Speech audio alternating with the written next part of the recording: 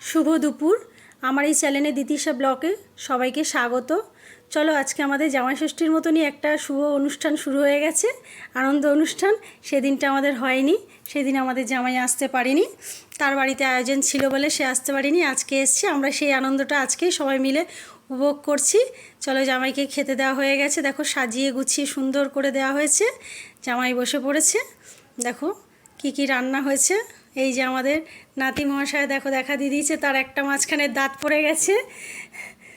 এই যে ছেলে বসে রয়েছে, শাশুড়ি মা, কর্তামশাই সবাই একসাথে রয়েছি আমরা এখানে। কিন্তু মেয়ে নেই গো, মেয়ে স্কুলে গেছে, স্কুলে থেকে মেয়ে এখনও ফিরিনি। ফিরলে মেয়ে আবার একসাথে বসবে আমাদের। দেখো খাওয়া দাওয়ার মোটামুটি বাড়া হয়ে গেছে, ভাত ভাজা সবই একসাথে নিয়ে বসে পড়েছি সবাই মিলে।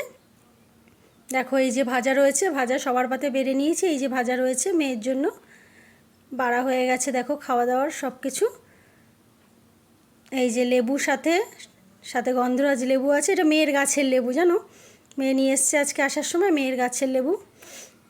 এই যে মাংস, মাছ, মাংসটা আজকে মেয়ে রান্না করেছে, খাসির মাংস লাল লাল করে।